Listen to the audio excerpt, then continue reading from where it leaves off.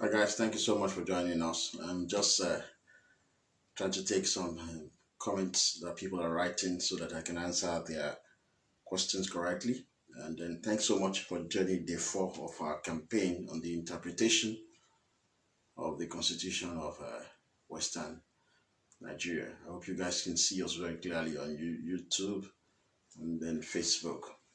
Thank you very much. Now I'm going to address Henry 60. I'm going to address you. Somebody have asked as well, how can Yoruba youth get a copy of the Constitution of Western Nigeria? Yeah, we've circulated this since July, and then our members and the officials of our health are still circulating that. Are will help us to answer some of your queries in respect of how you can get a copy, the PDF copy of that. This has been in circulation since July. It's been a long while. So, but those of you still do not have a copy, if you check on my Facebook page after this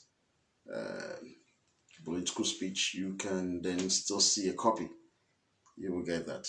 I apologize for some of you who are still asking for a copy of this.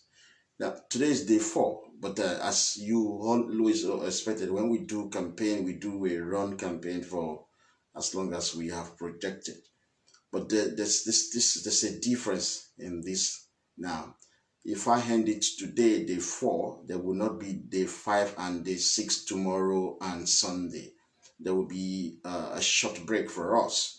And the reason for this short break is that we're doing further research in respect of some of the issues that we've raised in this interpretation of the Constitution.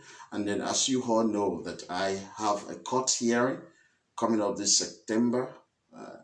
That the judge is yet to fix a date, but we expected the hearing to be 25th of September.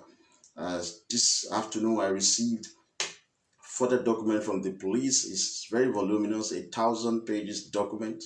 I think they must have transcribed some of the videos they have reported to the court as being used inflammatory language, upon which they charged me for racial hatred. So they've sent further 1,000 pages document that I have to read. Previously, I've read about 700 pages documents, and these things are very. The workload is so much, but we have to do all of these things. This has no impact into our campaign whatsoever. Even without that, we plan to have a break for 2 days so that I can recuperate, because it's going to be a long campaign. And then at the same time, so we do further research. We're researching more on the fact that, we said in the beginning, we said that it was the Igbo who changed the name of Nigeria from the Federation of Nigeria to the Federal Republic of Nigeria. It was, again, the Igbo who created the Federal Civil Service in order for them to be able to work in Yoruba land, work in the north, and they put themselves in our civil services. That's why our people don't have jobs in Yoruba land anymore. The Hausa Fulani have taken advantage of what the Igbo have done. We also raised the fundamental issue with document to back up our statement that Igbo created the 36 states, and then we've been able to link each state that was created in 1966 to the current state that we have here. which we might give you more insight as long as we go on this campaign. And again, we're working up to identify the exact 87 constitutionally recognized Yoruba obas.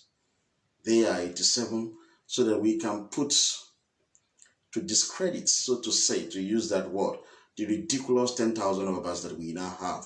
And then our current political leaders will think long and hard about addressing these obas as Bale rather than for them to style themselves as Hoba. Now, that has to be done. We're also working more on that to give you the exact names and title of each of the 87 Yoruba obas that were members of the House of Obas. Now, aside that, the most of the things that I will be doing over the weekend is to read court paper because I have a hearing. And like I said, I would like young Yoruba to come to court. And then what we preach as a movement, we believe in tit for tat policy because we are conservative. If you hurt us, we will not forgive you. We will hurt you back, however it takes. And then there's so many damages that the English establishments have done to the Yoruba nation that for far too long, we tend to embrace people who tend to destroy the Yoruba nation. We tend to embrace evil, even though they come into our space, commit all manners of crime, yet we continue to allow them to drop into our space. They kill our political leaders. The same thing the Fulani have done. They come into our space, appropriated every single of our resources. They control everything in Yoruba land. They kill our leaders. We continue to embrace them. The English did the same nonsense too. We continue to embrace them. So we preach tit for tat policy. Whatever anyone does to us, we want to revenge. That's our generation will have to do that. That is the only way we're going to be respected. If you try nonsense with the United States of America, they will go all out to kill you if you undermine their interest. So Yoruba as a nation should learn to do that. We should learn to do that. Every now and then, I want to use my arrest by the police to show them that we're going to do the same thing to English national in our space. We're going to assault them. We're going to beat them, dump them in our prison, broke their legs, broke their head, broke their eye socket. The same thing they did to me. See, some of these things you watch on video. Look at the black guy that was killed in America, who was shouting, "I can't breathe." You should have read. You should have read in 2016. What happened to me in the hand of the police in 2015? I wrote an article about it. How they beat the hell out of me. They almost killed me. The police beat me more than the guy that died in America. I could have been long dead, and they would have made ridiculous assertions and allegations against me. So we should be able to treat people the way they treat us in their country. I see no reason why English national should live in Victoria Island, should live in Ikoyi, should live in Lekki, should live in Aja. They should be living in Ajangbadi. They should be living in Okokomaiko. They should be living in Yanopaja. They should be living in the deprived area of our community. I see no reason why English national should work in our oil and gas when we don't do that in their country. I don't see any reason why they should work in our capital market, financial market, be the concessionary managing our ports. They are stressing us in their country. So when you treat people the way they treat you, you will see they naturally adjust and treat you with respect and decorum and show respect to your nation. I see no reason why we of this generation should allow Fulani to come and be in charge of policing Yoruba land, giving foreigner guns. Imagine if you give African American guns to police America, they will kill a lot of white people. That is a statement of fact.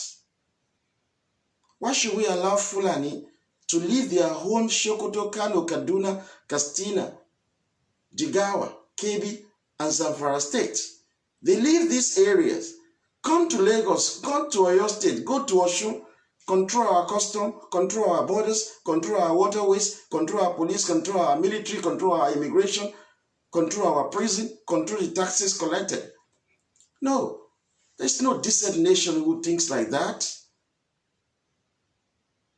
Every time the Igbo said that they are industrious, look at what the National Assembly members are doing, led by Femi Gbajabiamila.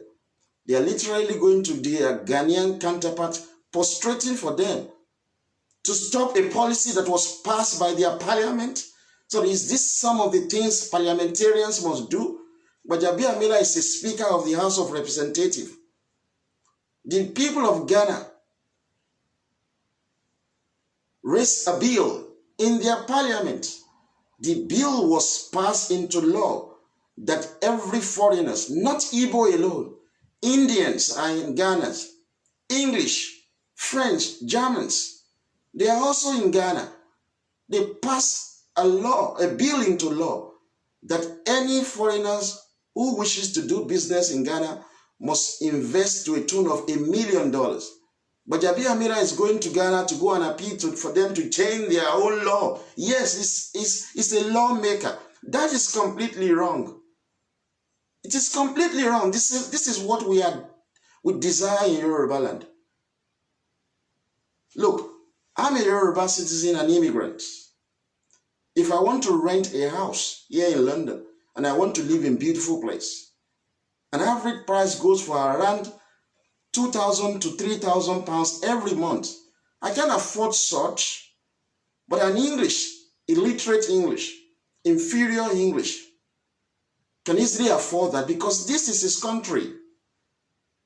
But you imagine a situation, me, a black man, I have the money to live in Kensington and Chelsea, the most expensive borough in England, and English cannot live there. English are living in Peckham, deprived community in England. Do you think that the English will accept that? No. They will raise their voice and say that immigrants cannot enjoy their country better than them. But what do you see?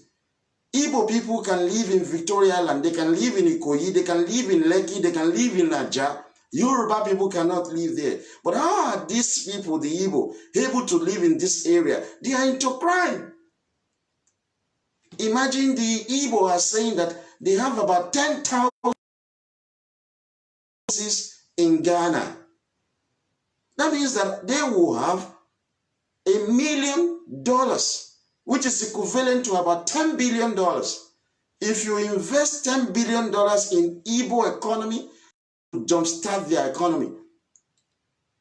So how are they getting this money outside the shore of Igbo land that they cannot get from their space? Crime. These monies are proceeds of crimes. That's why it's very convenient for a Yoruba store owner who wishes to rent out his store for 200,000 naira, while a Yoruba citizen is pleading for the store to be rented out for around 100,000, even 50,000, and Igbo comes around and willing to pay $1 million naira for the same space. Where are they getting the money from that the Yoruba cannot get the same? They are doing crime. It is shameful for Femi Gbajabiamila, a parliamentarian, the Speaker of the House of Representatives in Nigeria, to be going to his counterpart in Ghana, asking them to change the law that has already been passed through several readings, that has already been assented by their president, to change the law. That is ridiculous, folks. We must learn tit for tat policy.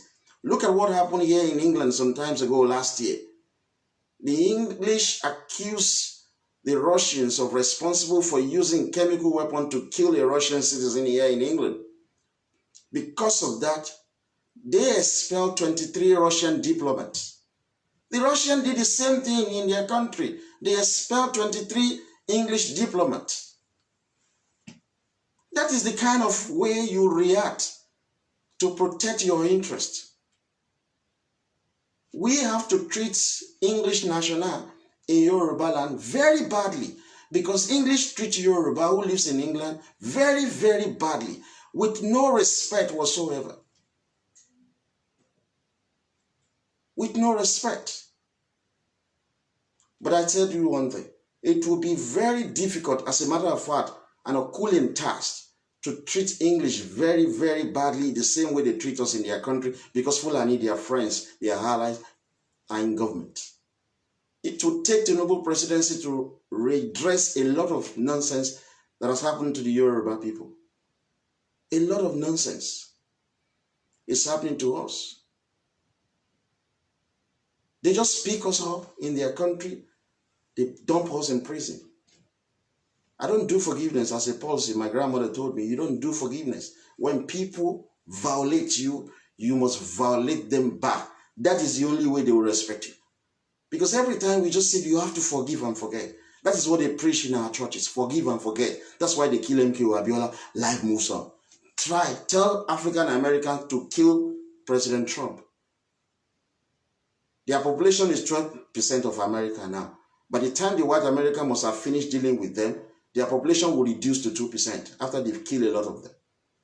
Look at what the white Americans did to the Japanese in 1942. They rounded them up, put them in concentration camp, and killed a lot of them. They went to their country and dropped atomic bomb there, simply because the Japanese were messing up everything in America. And America won them severally. So we have to learn tit for tat policy. Look at what I do. I'm not a terrorist.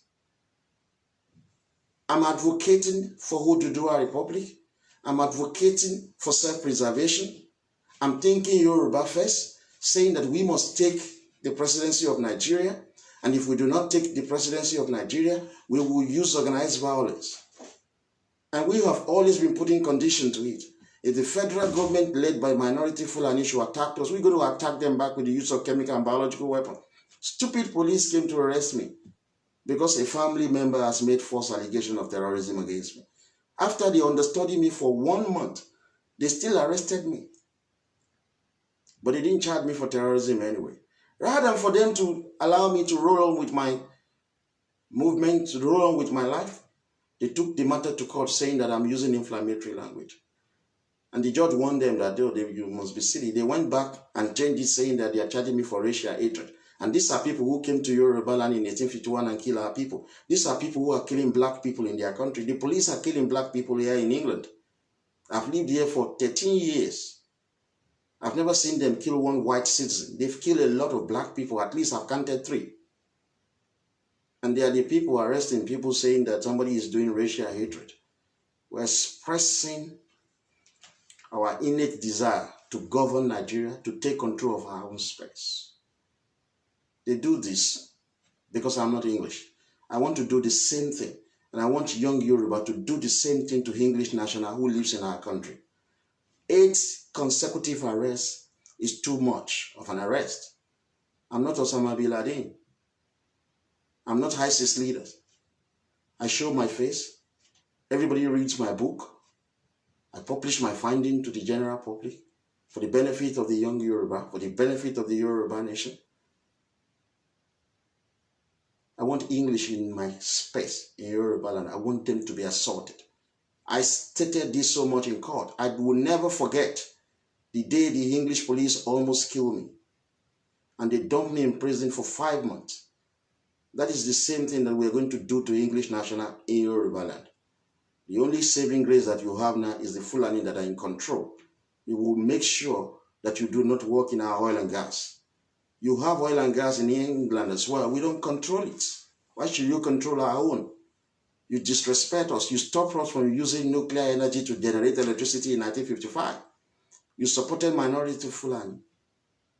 Every time that I have to read this court case, it obsessed me, really. It's expensive, guys. Extremely expensive. Money, time, your energy.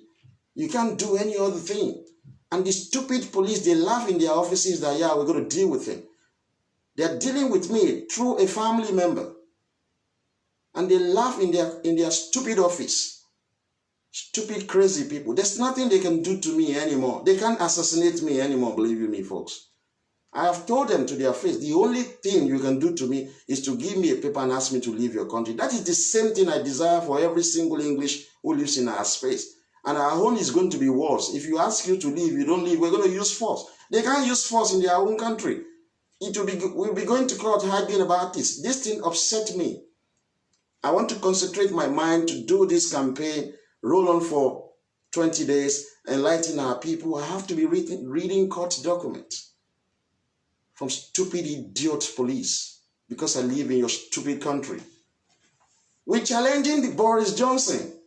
Let him support the dissolution of Nigeria. 70% of the Yoruba that are living in this country will leave.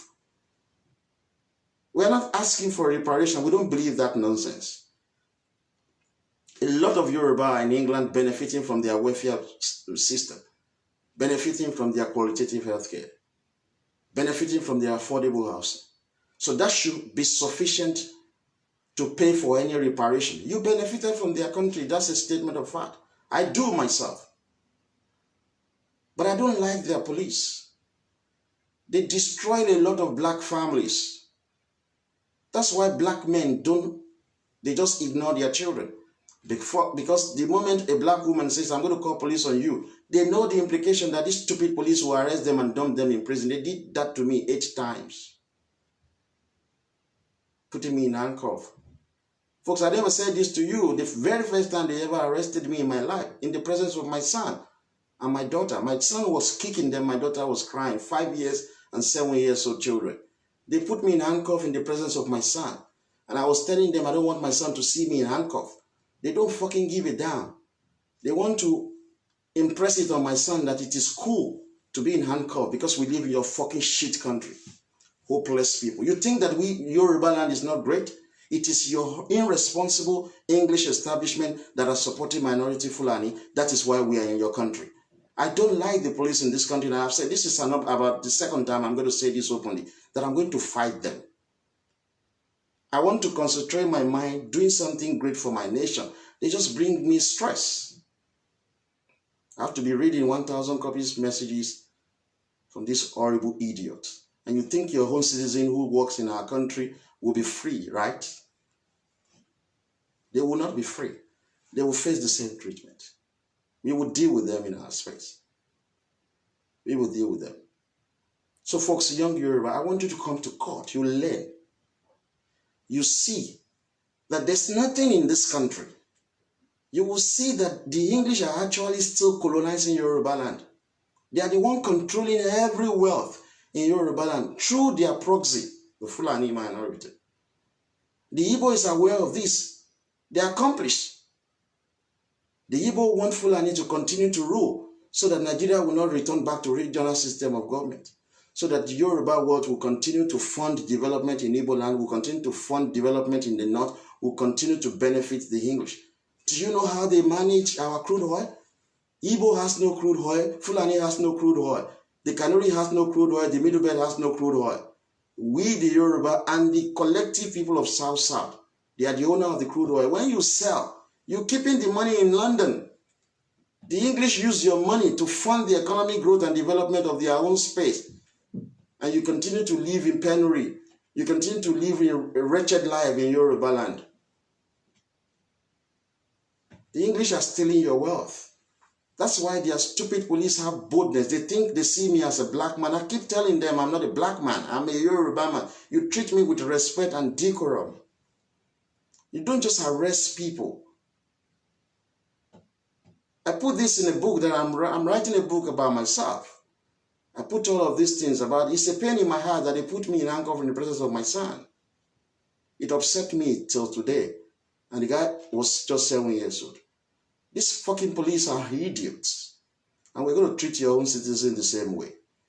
Believe me, I've taken my time, I've thought about this. I've been complaining to my parents a long time ago that I don't want to live in this country. I just want to come home. When my son was taken care of medically, I said, I want to come home. But my parents were like, they're going to arrest you, they're going to put you in prison. Fulani are shithead.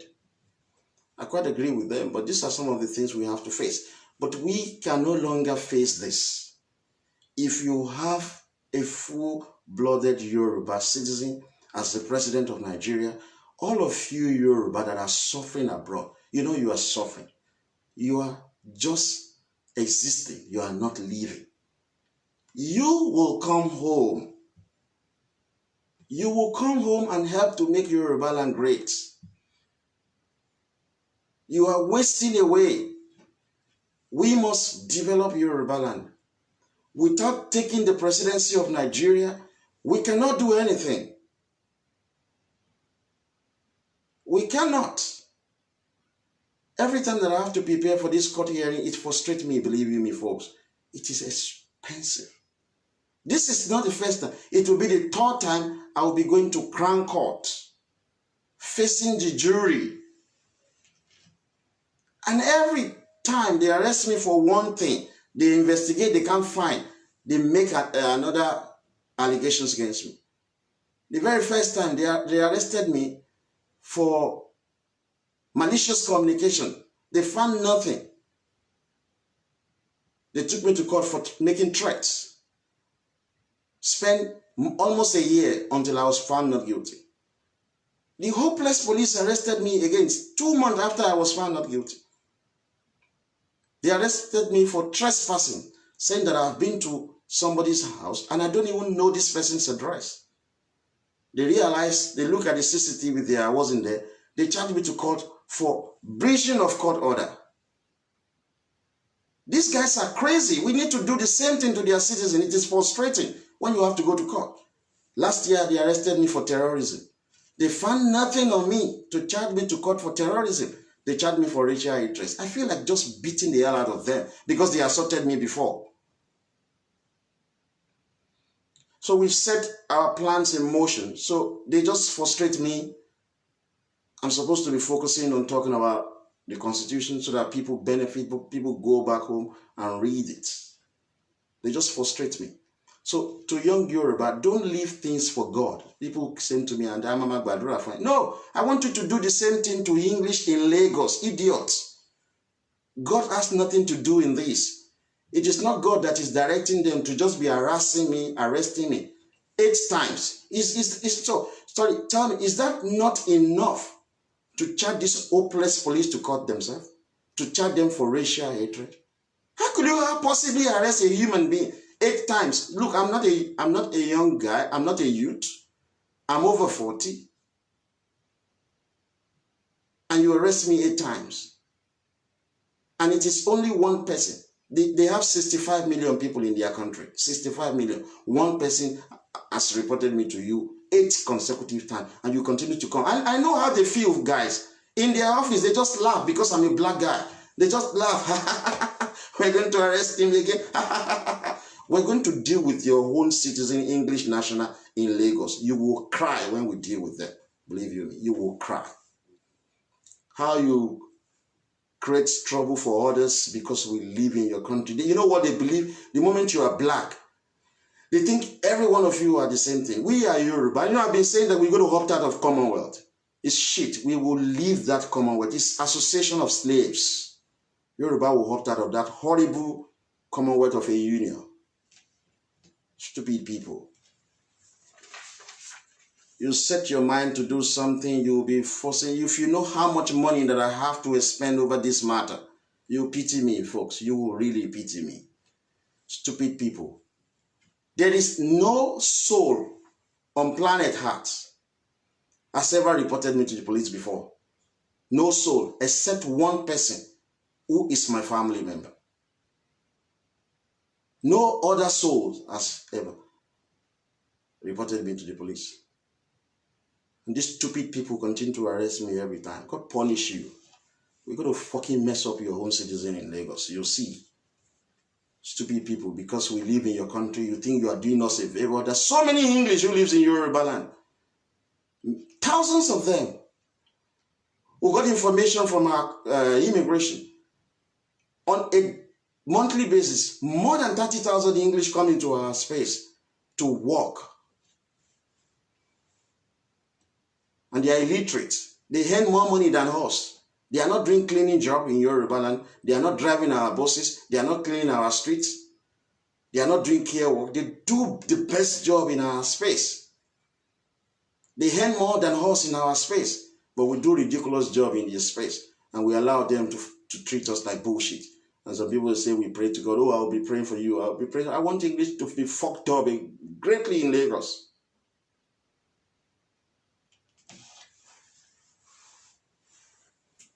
They just arrest you like fucking common criminals. Somebody will just pick up a phone call. Hello? Yeah, I have information for you. He's doing terrorism. It's not an outside person. Somebody that is related to me will fucking pick up a phone call and say he's doing terrorism. And these stupid people brought 35 police to my house. They were even wearing gas masks. They thought I have chemical weapon. Stupid people, they said that their police is better than Nigerian police. Nigerian police that is corrupt. With all the equipment they've got, with 1 month trailing me, everywhere I went to, they were going with me. They searched 3 houses. They still came with 35 police. What kind of nonsense is this? It's because of my ethnicity as a Yoruba citizen, because of my race as a black person. I want to treat English in Lagos the same way anybody. We have to treat them the same way. That's the only way they will respect us.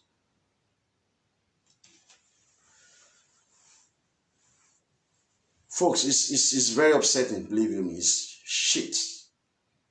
It's ridiculous. And I hope you guys come to court. You just listen to them. You come and see the police in action. You see how stupid they are. They're very pompous, you know. They believe that we don't have alternative to England. England is shit. You can't attain your full human potential. You are not happy. You have no friend. You have no family. Marriages are breaking down like just you are married today, tomorrow you divorce. Everything is shit for you because you are not living in your own space. You can't live in good accommodation. You can't see your friends and family. You can't see your parents. What kind of life is that? They're so pompous, these English police. In their heart of heart, they say, we can do anything to you, nothing will happen. I said to them, yes. I said, you can do so much to me. I live in your country. I will mess up your own citizen in my country. Big time mess up. To beat your imagination. Stupid criminals. They call somebody saying I'm doing racial hatred. Idiots. They do racial hatred. They kill black people anyhow because they are police. They assault black people anyhow. Why is it that so many children have no fathers? It is the fear of the police. And they will say, oh, we want to stop knife crime in England. So what is the solution? We will be stopping and searching people and black children. Idiot.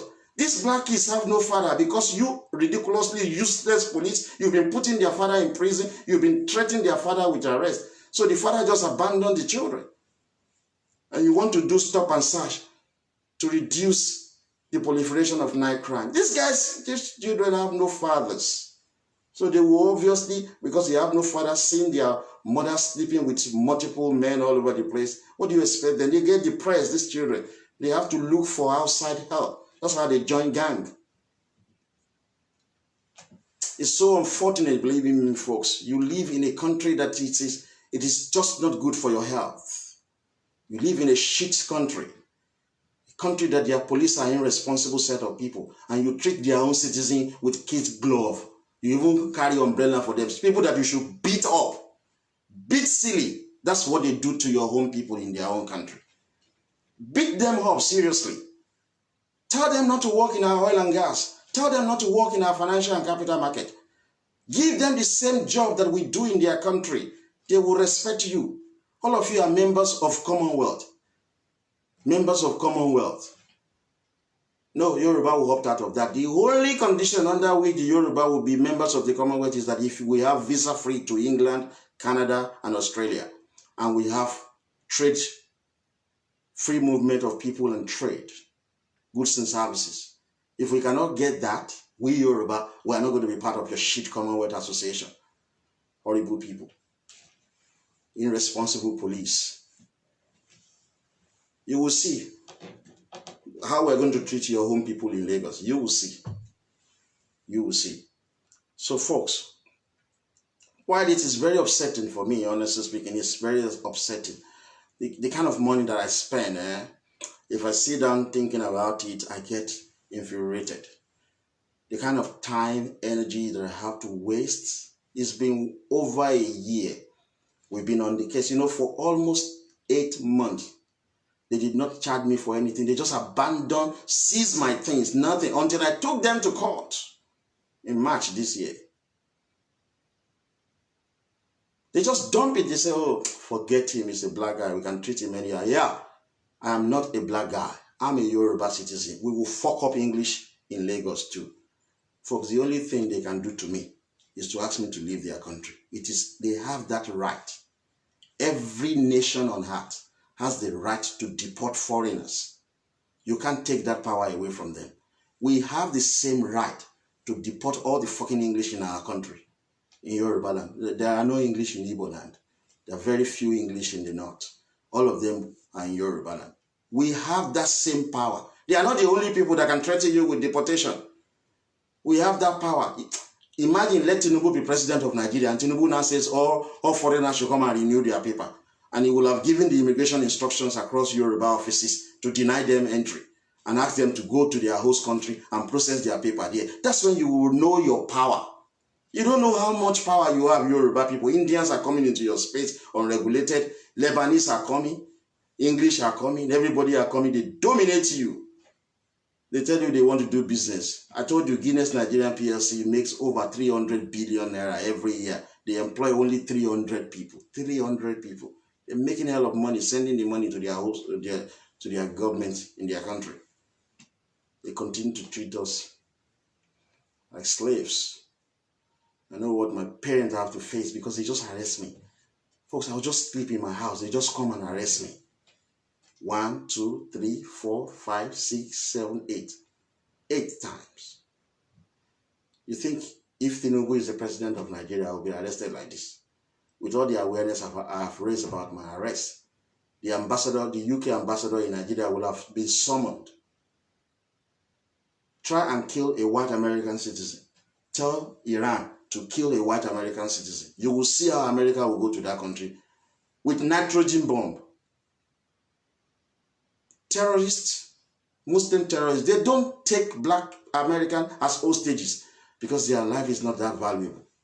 Yeah, they go for white Americans and their government will negotiate. The government will pull all the strength to get their people free. And if they kill them, the United States government will retaliate. We don't have government in Yoruba land. Like I was saying yesterday, every independent nation on earth must have a constitution. We used to have a constitution. That shows that we are an independent nation. But this constitution has been destroyed by the Igbo. Imagine if we are running regional government. You think these stupid police in England who have arrested me 8 times, I will report them to the Yoruba Agent General. You know, we have our own ambassador, different from Igbo ambassador, different from Hausa Fulani ambassadors. In England, yeah, different Yoruba ambassador. You think this horrible English will be treating me like a common criminals like this, that our agent ambassador, I will have reported to him, they will have summoned their ambassador in Yoruba land and fucking warned them.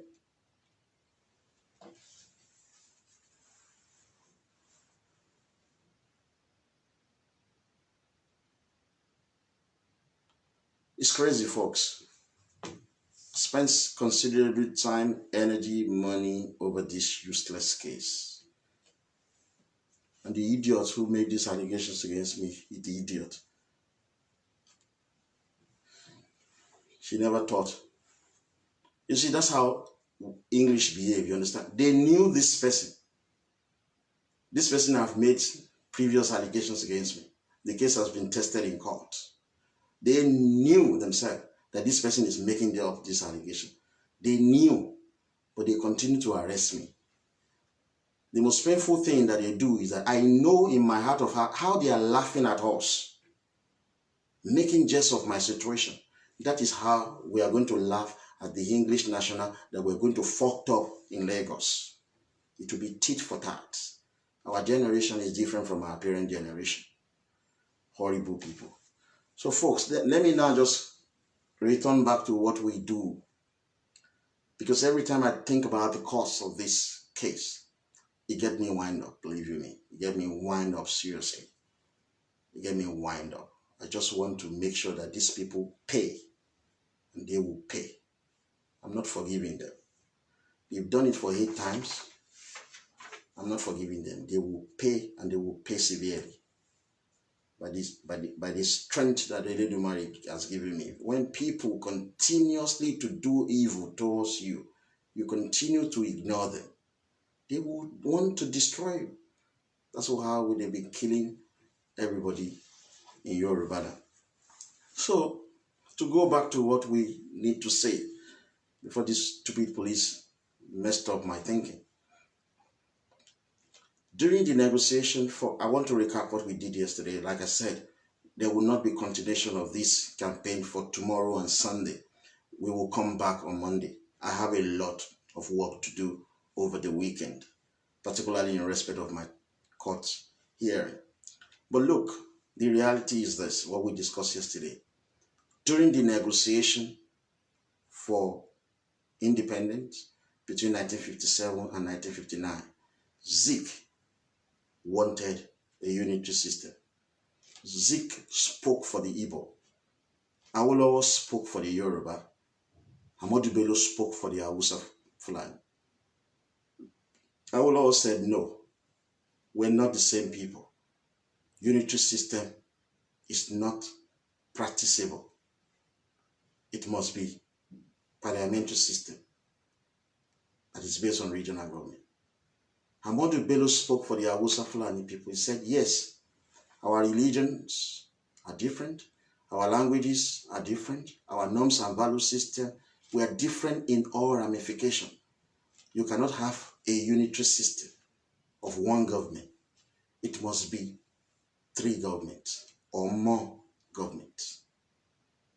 So Ahmadu Bello and Awolowo said it must be regional government.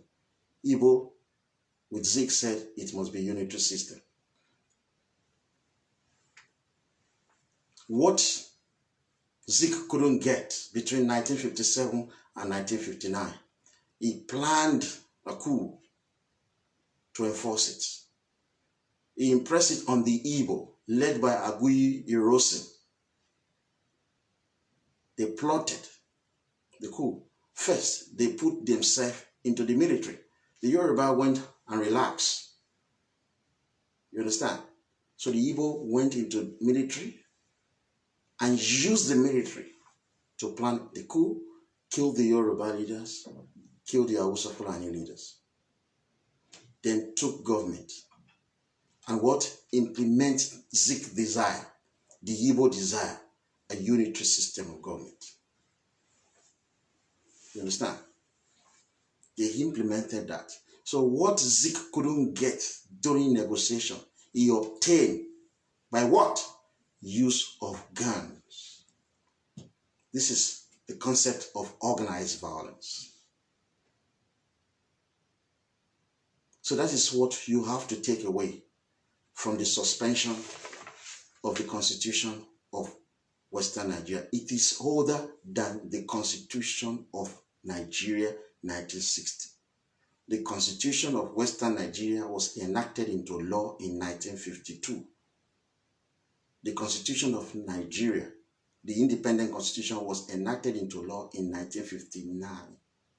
It became operational on the 1st of October 1960.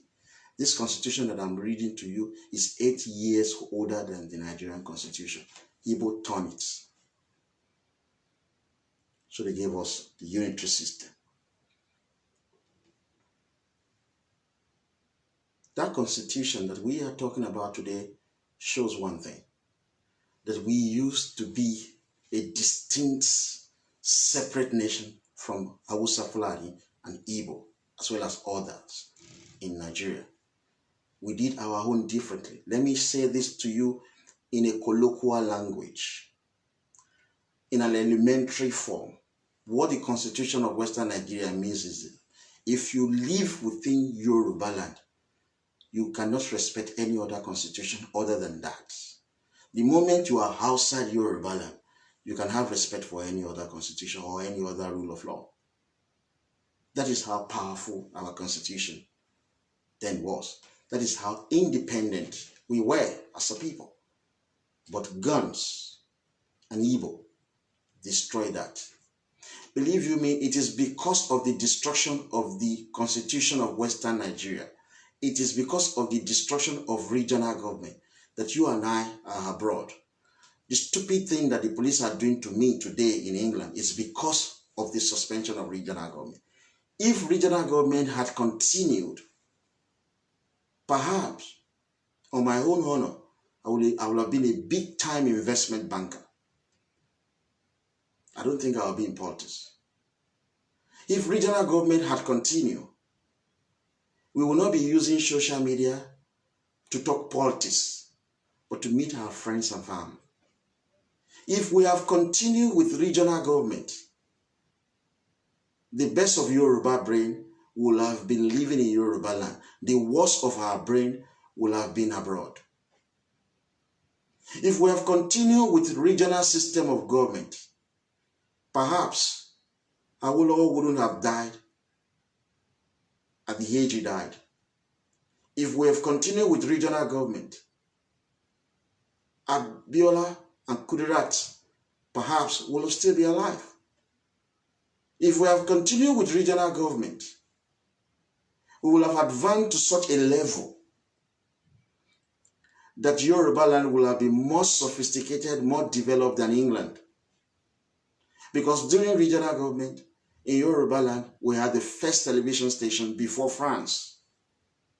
Today, we cannot even run Big Brother Niger. It is being run by a South African TV station.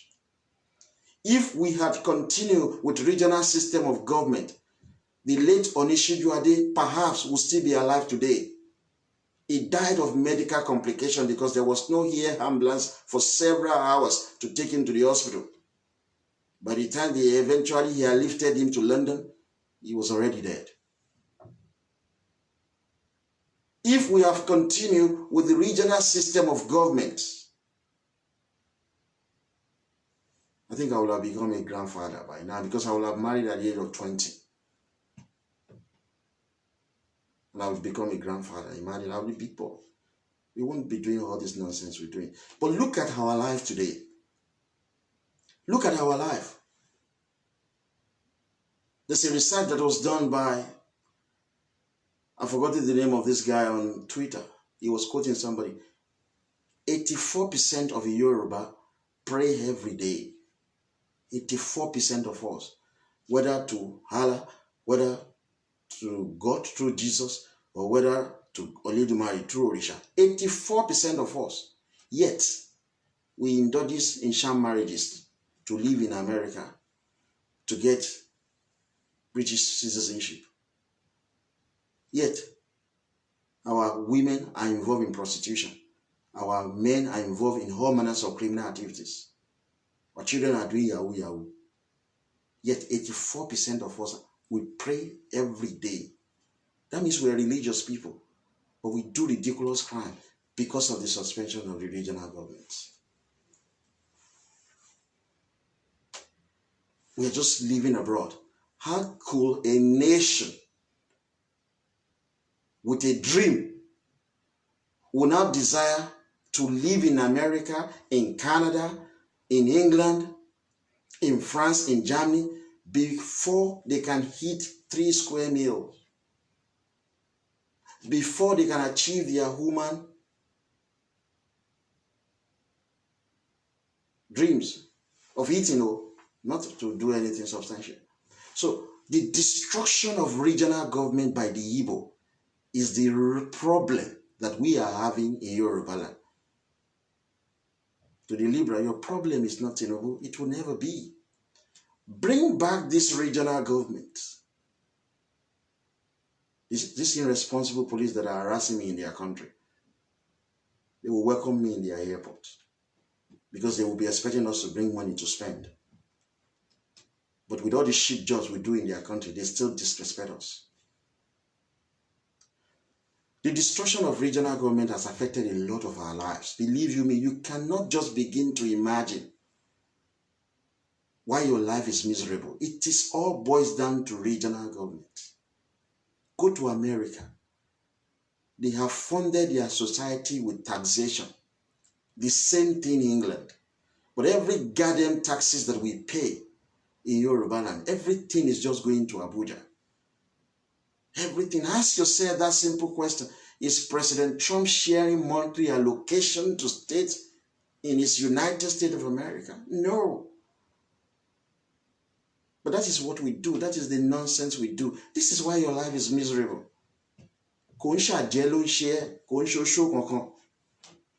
It is the destruction of the regional government that has destroyed our life. So Zeke was able to get his dream before he died. Unitary system. And since 1966, we've been using this unitary system. we've been using this unitary system of the Igbo. The Hausa Fulani have taken advantage of that system to control our life.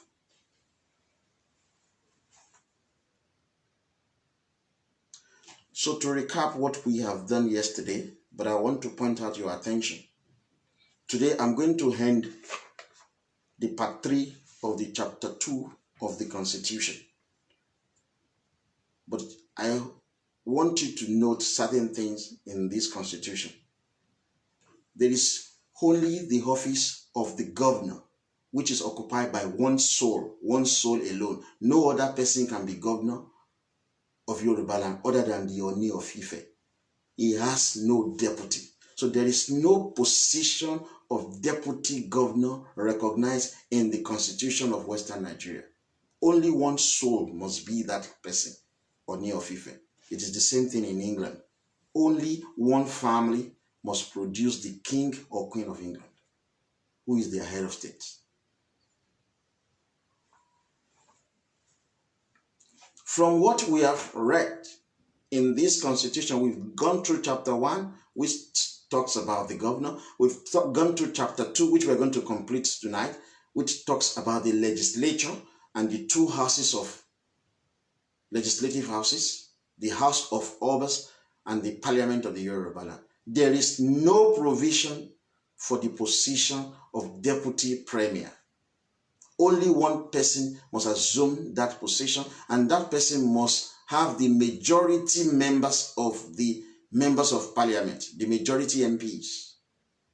If that person is no longer fit to be prime minister, another MP will have to be selected from the House of Parliament, which is called House of Assembly, but we change it to House of Parliament. So there is no position for deputy prime minister, because everybody in the House of Parliament is qualified to be prime minister, provided he is the leader of his party.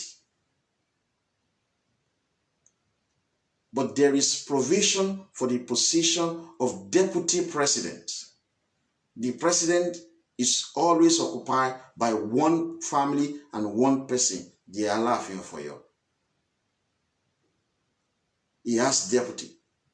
There is also provision for the position of deputy speaker.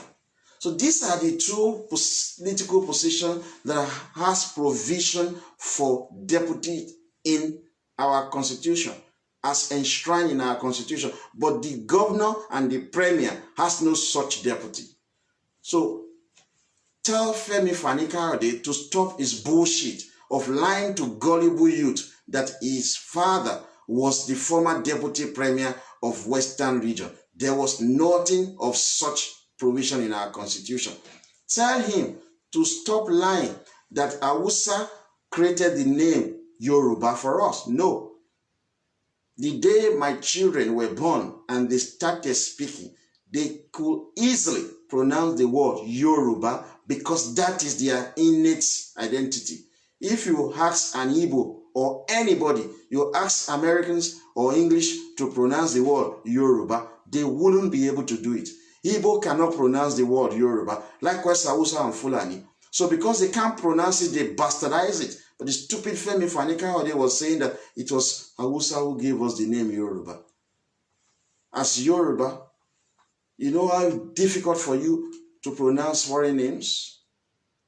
So we have to warn some of these miscreants who are liberals to stop deceiving the young people.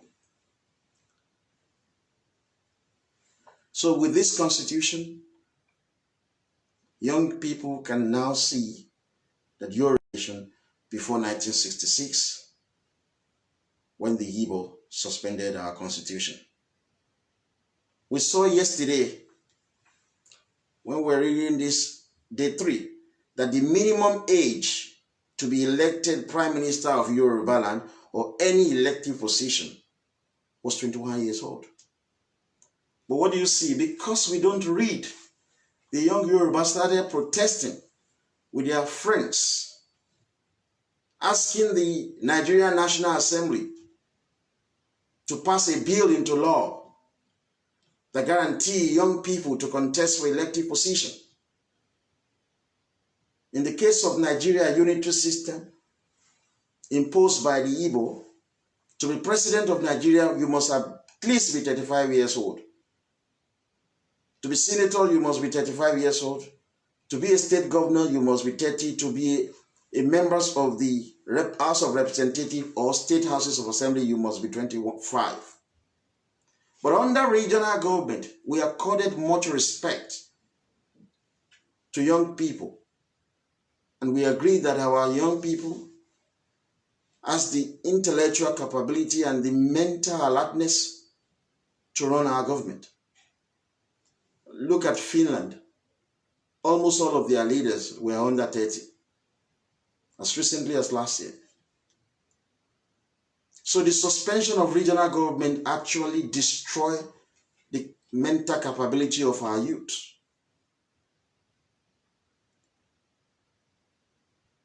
So that's why we hope and look up to older people. Today, a group called Yoruba World Congress had a leader who is close to 90. Yet, young people, including myself and several other young conservative and even liberals who are in their early 20s, in their 30s, in their 40s, in their 50s, who should be leader of such organization and many more, are not given opportunities. The liberal wing of Afenifere, led by Fasoroti or something like that, as well as this man, Ayo Adebanjo. This guy, Ayo Adebanjo, is still for having opinion today in Yoruba land. He is 94 plus. 94 plus. This is what unitary system has brought upon us. Young people are not allowed to govern and formulate policy that will shape their future. Imagine me as the Prime Minister of Yoruba land in my early 40s. I will formulate policy that will protect our descendants now and our own future in our old age. We will ensure that Yoruba nation controls all our resources and use the same to fund economic growth and development in our space. We will have been able to fathom what will happen to us in future. Today, our parents rely on us for health care, for feeding allowance, for rent, for all manners of things that the Yoruba state ought to be providing for them. So we allow old people to have opinion when they are already going to die. Every time Ayo Adebanjo spoke, he's always speaking nonsense. He speaks not like 94 years old. These are not the kind of people who should continue to formulate opinion in Yoruba land. We have seen their dancing days and they fail us and fail us woefully. This is the time for us to go back to the constitution that was suspended. Allow young folks. I'm not advocating for young people because a lot of young people are useless, by the way. But we still need young people to take the bull by the horn and shape their own future. The unitary system destroyed a lot of things.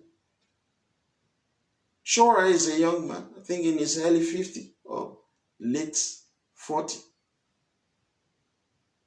He's an Ijo citizen. An interviewer asked him, are you Ijo or Yoruba? He says that I'm Nigerian. If you ask Barack Obama, are you African American or white? The answer is obvious. He says he's African American. It's even part of their censor exercise. You have to fill the form to say where you are. Sure, there was asked, he's a young guy. So what do you expect of such? If he's in a position of power, somebody who cannot say or be proud of his ethnicity, you don't entrust power in the hand of such youth. It will be more wicked, more corrupt than the devil.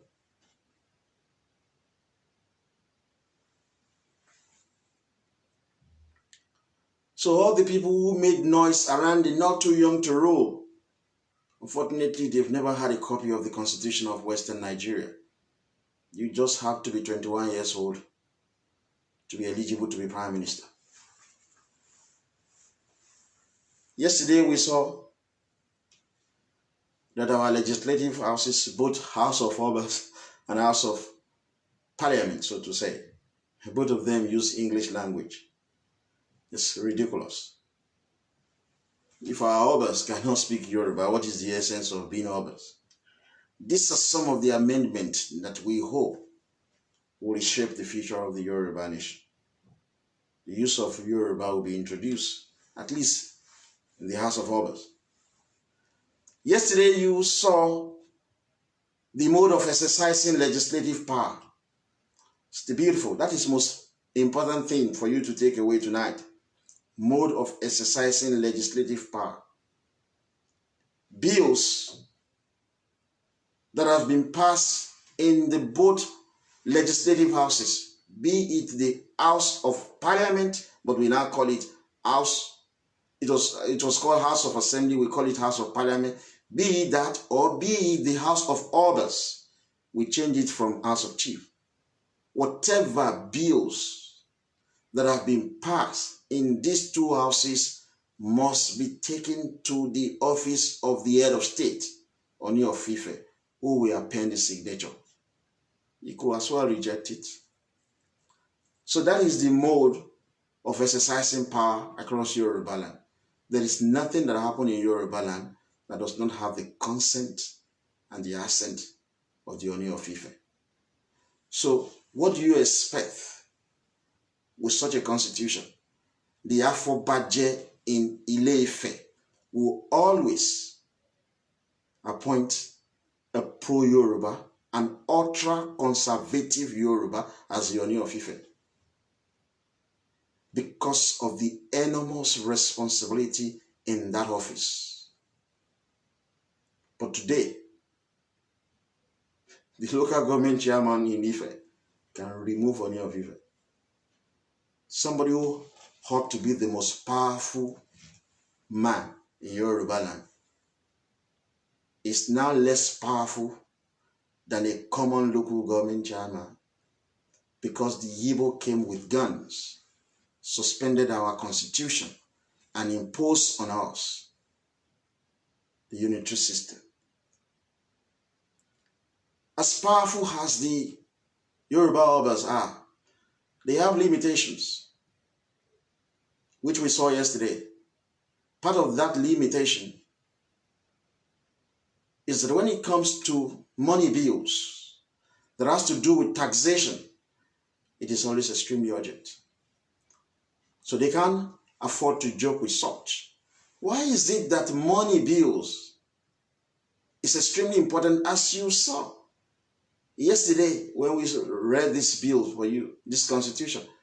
Because taxation is the major means of developing a nation. If you want to make a nation poor, take their taxation away from them. What led to American Revolution? Taxation. People were paying taxes in America because the English were practicing unitary system then. They took all the taxes collected in America to fund economic growth and development in England. Other people said no. That was how the slogan, taxation without representation is a recipe for disaster. That was what led to American Revolution. Since 1966, that the Igbo suspended the Yoruba constitution, that the Igbo suspended regional government and introduced unitary system, they have been taking away our taxes from Yoruba land. What have we done? Absolutely nothing. You know why? Because when they kill our leader, we forgive.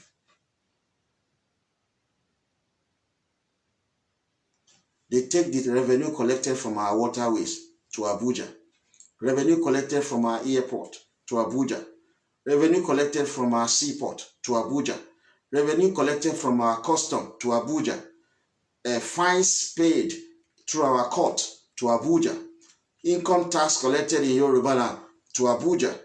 Information technology tax, education tax, withholding tax, stamp duty to Abuja. They collected your taxes and take it to Abuja. You will never grow.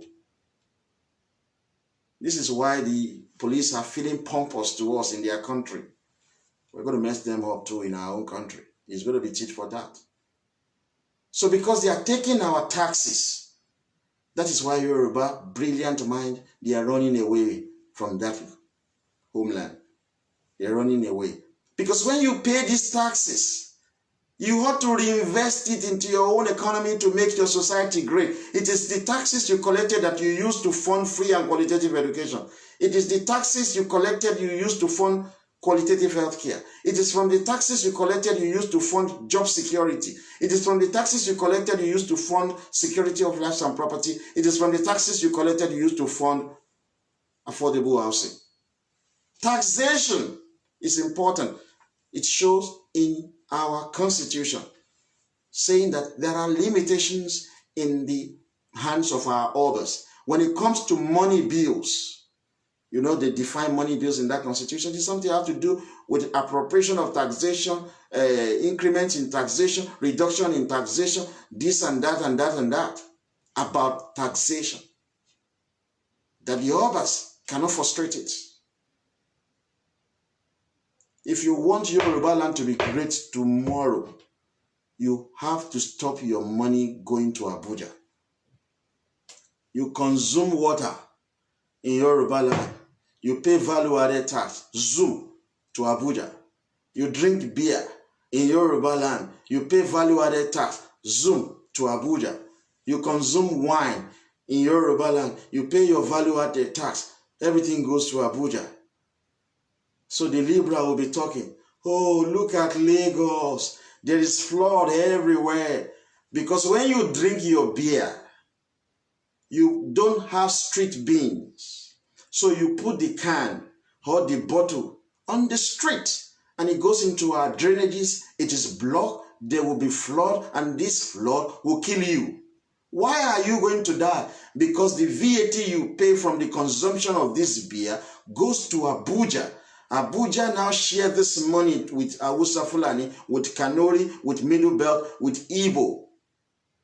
So there is no money to provide street beans. It's as simple as that. There is no money to employ street cleaners.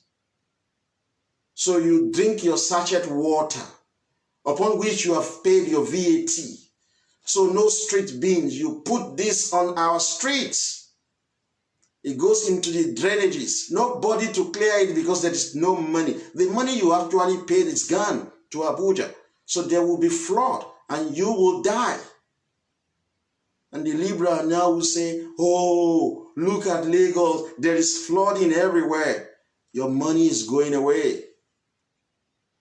Rather than for the Libra to say that we need a Yoruba as the president of Nigeria who will devolve power back to the region. They are saying they don't want to vote in 2023. Horrible minds. Unintelligent souls. We have released this constitution as far back as 24th or 27th of July to the general public. I can tell you for a fact, all these horrible Yoruba sitting in front of their computer saying that they want to do a republic, who are Libra, saying they don't want to vote in 2023. They have not read it. It's extremely, you see, it is brain tasking to sit down and read. After this show tonight, I will just eat and I'll start reading the court document. 1,000 pages. And that's what I'm going to start reading. A Libra will have collapsed and he will just give up. Yo, I'm tired of this shit. I'm not going. Okay. They don't read. Yet they want to lead. So that is the limitation we took away from that yesterday. That is the limitation.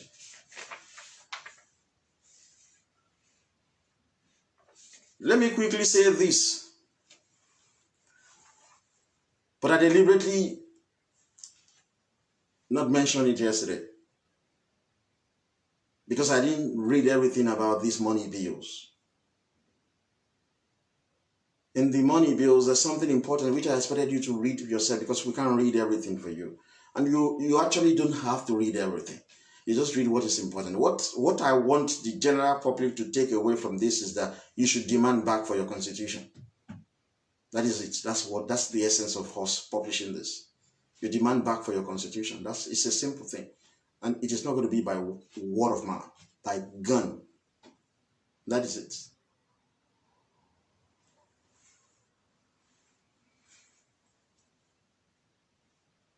You understand? There's something about these money bills that says you have to finance the loan that has been incurred. You use assets and revenue generated as collateral. So if we have gone to borrow money, we could use our asset, we could use our seaport, our airport, our waterways as collateral for the money that we've gone to America to borrow, from the money we've gone to China to borrow. When we wanted to feed the entire Yoruba nation under regional government, Awolowo and his lieutenant, his generation, thought about farm settlements. They went to the Israeli, because the Israelis, as at that in the 50s, they have advanced in their agricultural procedure. They use precision farming. There's subsistence farming, mechanized farming. Now we have precision farming, whereby you know the yield of your produce even before it is planted. You know the amount of water you are going to put for irrigation purposes. You have already curbed diseases that will affect your plant. The Israelis are brilliant. So we went to them, enlisted their support, brought them to Yoruba land. We had less than 50 farm settlements across Yoruba land. Less than 50 farm settlements. Yet we were not importing food, except food that we cannot grow in Yoruba land. We were not buying cow or cattle from Hausa fly under regional government. We were producing everything in Yoruba land. We had less than 50 farm settlements, yet we feed ourselves. Igbo came, suspended our constitution, suspended regional government, and brought us backward. Today, the federal government of Nigeria is asking everybody in Yoruba land to return back to farm. You are telling a medical doctor that has been trained for almost 10 years to go to farm. You are telling an engineer who should be constructing roads and bridges to go to farm. You are telling our pharmacists who should be in laboratory trying to find vaccine for diseases to go to farm. You are telling our lawyers who should be reading case law, trying to help to shape the understanding and civilization of our homeland to go to farm. We are crazy people because Igbo suspended regional government. Under regional government, we had less than 50 farm settlements. Yet, we were not importing food, except food that we cannot grow in Yoruba land, like wheat. Obasanjo took our farm settlement in 1975-76. He called it Operation Feed the Nation, OFNN. He later turned it to Obasanjo Farm Nigeria Limited. He took our farm settlement away. And this government, and even the previous government, asking our graduates to go to farm. It is wrong. You see what I'm saying now? The federal government would adopt it as a policy because they are always watching me. But the federal government is so stupid. They steal our idea, unexplained wealth order, everything that we've thought about. They're stealing them. There's so many of our ideas they're stealing. But they allow this irresponsible police in England to continue to be messing me up when you steal ideas from us. Federal government of Nigeria is asking graduates to go back to the farm. Ridiculous. 90% of the population of the people in Burundi are farmers. They are poor, like church rats. It has not improved their economy. They have not grown sufficient food to feed their people. It's 0.1% of the population of the people in Norway are into farming. It's 0.5%. Norway has 3% of arable land, yet it uses mechanized agriculture as a sustenance of its economy. Federal government is asking people to go back to farm, to use hoe and cutlasses. England, only 1.5% of the people in England are involved in farming. Only 1.5%. 48% of the food that we consume in England are imported. They are not grown in England. 48%. Yet, in every indices of woman endeavor, England is a better nation than Nigeria. Yet, only 1.5% of their people are involved in farming. 50% of Nigeria's current population is involved in farming. Yet, we are the world poverty capital. You elect stupid people as president of Nigeria. You think if Vice President Osinbajo is the president of Nigeria, he's going to be asking people to go to farm? In Yoruba land, we need around 50,000 farmers. 50,000 farmers only to attain food sufficiency across Yoruba land. We were producing enough food with less than 50 farm settlements under regional government. If we go back to regional government today, we only need 50,000 farmers across Yoruba land to provide for our food consumption, and we will have enough for export. They have to go into mechanized farming and precision farming. You don't ask people to go back to farm. How did we do it under regional government? After Awolowo invited the Israeli to come and build this farm settlement that is less than 50, he started building industries. Then he gave free land and free seedlings to farmers. Asked them to go and produce. So farmers, as they are producing, the regional government were buying up their produce. So if you are a farmer, you produce, say, 100,000 boilers. The Yoruba government will buy everything and give you your money. You start another set of production immediately. The Yoruba government then have built industries, secondary industries, like they buy oranges from our farmer, they take these oranges down to the canning factory where they turn it into juice.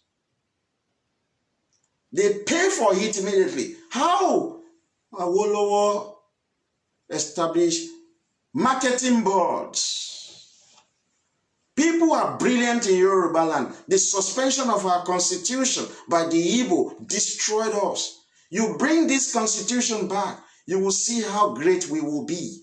The stupid police who are harassing me will never try that on any Yoruba citizen. If you bring back regional government. Awolowo established marketing board. He first brought the Israelis, built farm settlements, then gave free land and seedlings to farmers. He was building secondary industries, factories that would turn cocoa into chocolate, factory that would turn cotton into yarn, yarn into textile, textile into clothing. He built this secondary factory. Then the farmers will grow their crops. The Yoruba regional government will buy up everything cash down. They have built enough storage facilities. They put them there. They send some of these to the secondary industries. Then they export some. Stupid regional government, as you might want to say it, the Igbo, they don't like regional government. But that regional government was able to do so much for us. We don't call it a stupid regional government. That was the greatest source of our advancement as a people, as a region. But the ridiculous unitary government of presidential system is asking people to go to farm. 50,000 farmers in Yoruba land doing mechanized farming will absorb everything and provide us enough food. If we can do it under regional government, we would do it again. So if you have 50,000 farmers, just 50,000, with access to loans for mechanized farming and precision farming, the government will again have the marketing board.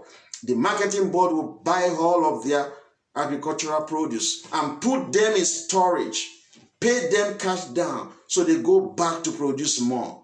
And these goods and this produce in storage can be taken to our secondary industries to turn them into finished products. And we will sustain our life. But folks, it comes down to the money bills, taxation.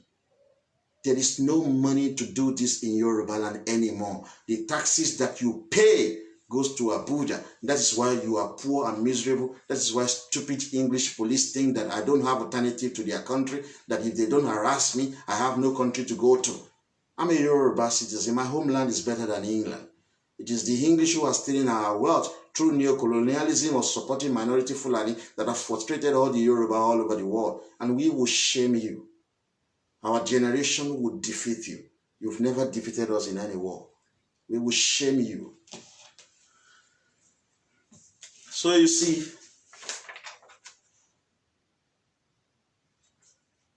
I can tell you for a fact that the federal government will watch this video and make a decision. They always benefited from my political speech.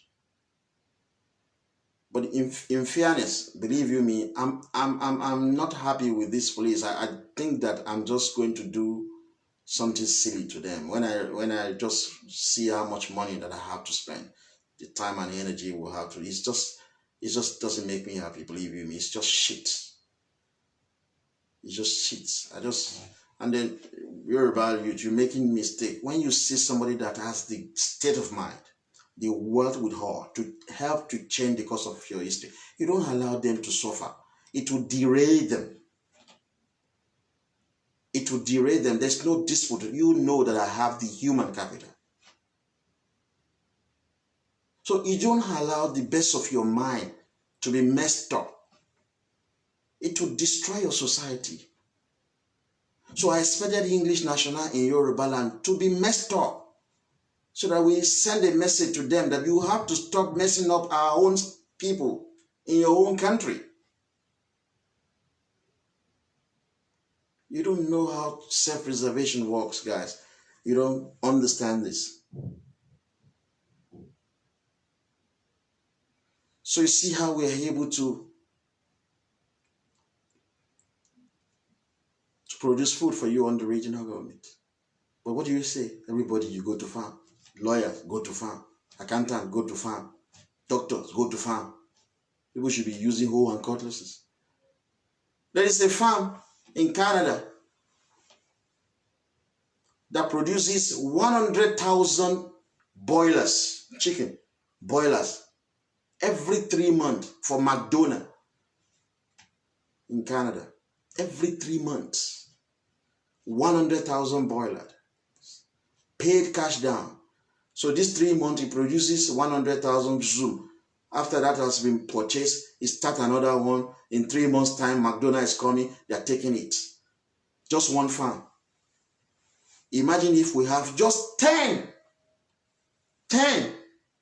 of such farms in Yoruba land. 10 producing boilers for our consumption. And the government goes there, boom. You just paid for 100,000 straight this month, and this first quarter. They use the money for another production for the people will be paid. We will have food. It is not difficult to govern a nation. It is nothing difficult. The Fulani are ridiculously stupid. They are immigrants being used by the English to destroy Yoruba land. I'm an immigrant in England. How come their stupid police continue to harass my life? Why is it that I'm not ruling them, the Yoruba who are in England? Why is it that we're not ruling over the English in their own country? We are immigrants. Fulani are from Futa Jalon and Futa Toro in Senegal and Gambia. They are not part of Nigeria. They are not indigenous to Nigeria. They are immigrants, like me that I live in England. But the English support them to suppress you. So it appears that it is so difficult to run a nation. Because you put minority there. The English don't want your country to develop. They are stealing your wealth. Let us go and try that as Yoruba people. Try and take over England from them as immigrants that we are to rule over them. They will kill you. But they are supporting minority Fulani. So guys, don't fall for the nonsense.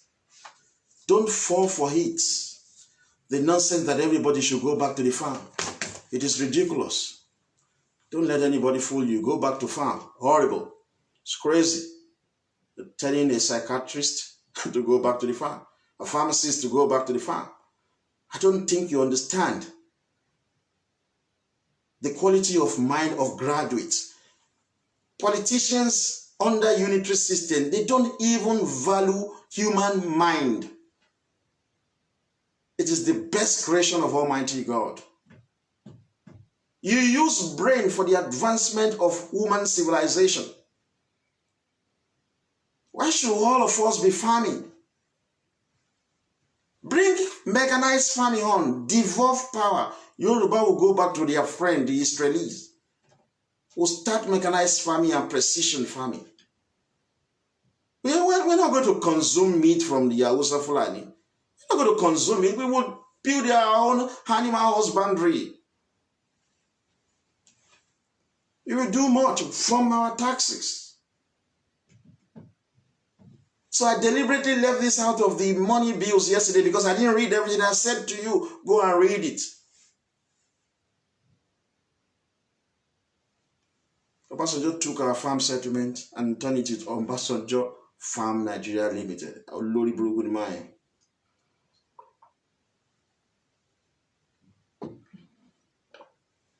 There's a guy, Israel Njoku.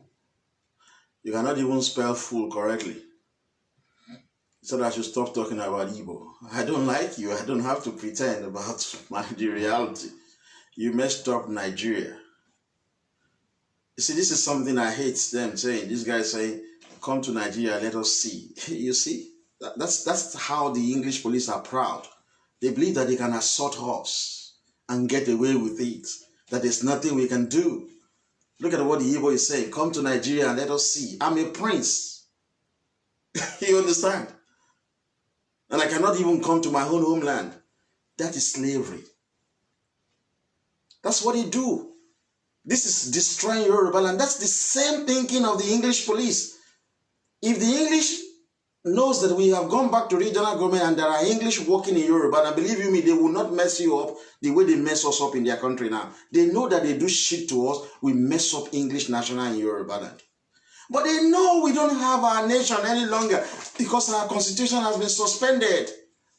So we're not independent, we're not free anymore. We have no liberty anymore. So that's why the English will treat us very badly in their country. The Hausa Fulani will come into our space and dominate us. The Igbo will come into our space and mess our life up. That is why an Igbo is saying to me, come to Nigeria, let us see. Imagine we go back to regional government where we control our police, where we control our military, where we control our custom, where we control our immigration, where we control our border, where we control our seaport, where we control our airport, where we control the taxes that we pay in Yoruba land. If I talk like this, I come into Yoruba land, it will be Yoruba citizens that will be in charge of police. Yoruba people love what I'm doing. They won't arrest me. But because we run unitary system, that is what gives that stupid Ogbonna Nwocha to say to me, come to Nigeria, let us see, because they know the Fulani will arrest me and put me in prison. This is slavery. That is why the stupid police will have arrested 8 times. Look, let us be honest. You are arresting me first, second time. I should have left their country and returned home. Where do you think I want to return to? Where they're going to lock me up in prison. So they continuously arrested me. I continue to endure it. They know I have no choice because Yoruba land is not in power. Yoruba citizens are not ruling Nigeria. We don't have regional government. That is more or less the reason why the stupid police are messing me up. That is why the Igbo are saying to me, come to Yoruba and let us see. They will never say that if Tinubu is the president of Nigeria. They won't say that. The Igbo will not threaten me to come to Nigeria. If a full-blooded Yoruba citizen is the president of Nigeria, in which Yoruba will control the police, control military, control immigration, control everything, you think English will be harassing you if Tinubu is in power? You don't know anything. You know, in England here, they were using Hausa language to advertise for people to come and buy goods because they know that the Hausa Fulani controls the money of Yoruba people. If Tinubu is the president of Nigeria, they will start respecting Yoruba in England. You know, the English are cunning people. They will start respecting us. Now, they treat us anyhow because they know that we're useless. We have no power. We have no homeland. Our constitution has been suspended by ordinary criminally minded Igbo. You're telling me, folks, just wait, Igbo. Wait until Tinubu gets there. I dare you then to threaten me to come to Nigeria. Wait until he gets there. We know this game. We're going to play it for you. That's why we believe in the use of chemical and biological weapons. So that stupid idiot like you stop threatening Yoruba. You're telling me to come home. A prince of Ogakoko. If I'm coming home, I want to go to my father's homeland. But these guys will say, come. In my own homeland, I will be arrested by foreigners and put in prison. I live in England as a foreigner. English police are messing my life up, arresting me every time like a common criminal. Guys, I don't think you know the definition. I don't think you know the definition of slavery. So, let us quickly round up the part 3 of the chapter 2 of the Constitution of Western Nigeria. Let us quickly round it up.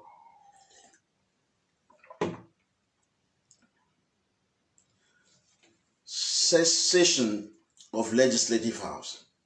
Each section of the legislative houses of the region shall be held at such place within the region and shall begin at such time, not being later than 12 months from the end of the preceding section, if those houses have been prorogued, or 3 months from the end of that section, if those houses have been dissolved, as the governor shall appoint.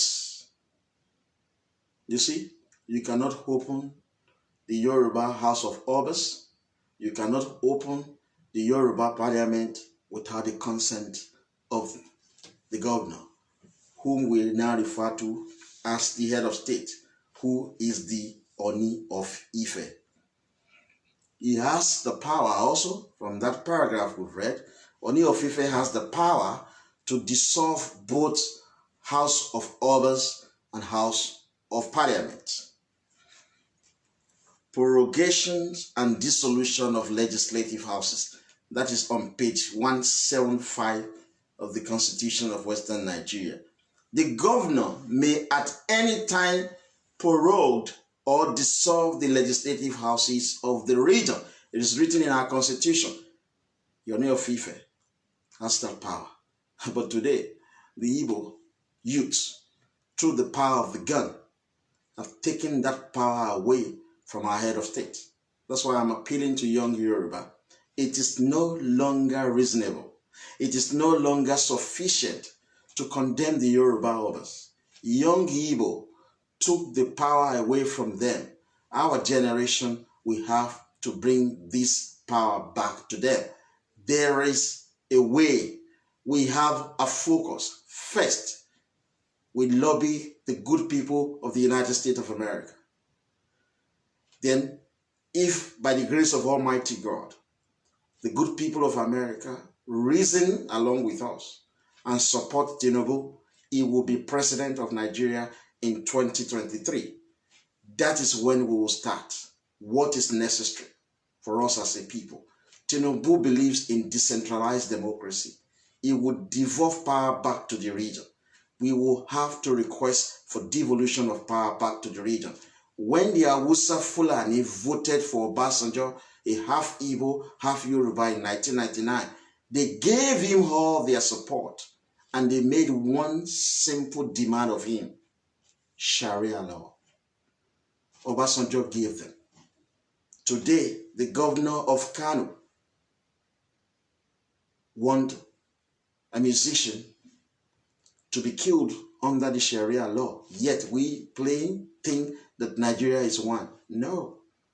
They gave their support to Obasanjo. They voted for him massively. We Yoruba did not vote for Obasanjo. And Obasanjo compensated the Hausa Fulani with the Sharia law. Today, they are using that Sharia law, even though we have the Constitution of Nigeria. If we put Tinubu in power, he will give the Yoruba our desire, a return to regional government. I think the campaign in Yoruba land for Tinubu presidency should be Sharia for the Hausa Fulani, regional government for Yoruba. You need to put your full-blooded Yoruba son as the president of Nigeria. He would do the same thing that Obasanjo did for Hausa Fulani. He would devolve power back to the region. But I believe he would do far better than Obasanjo in the interest of the Yoruba nation. Obasanjo is not a Yoruba citizen, he's an Igbo citizen. He served the interest of the Igbo. Igbo people wanted the retention of the unitary system. Obasanjo ensures that. Hausa Fulani wanted Sharia. Obasanjo granted them.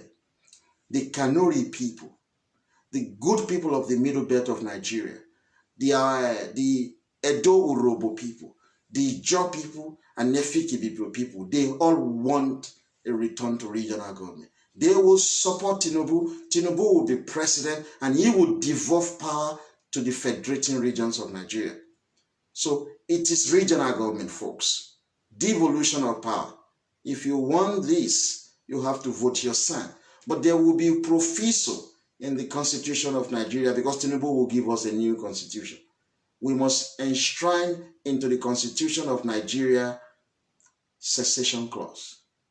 You know, the Igbo refused the cessation clause in 1954, saying they will not accept it. They said it is illegal. They wanted unitary system.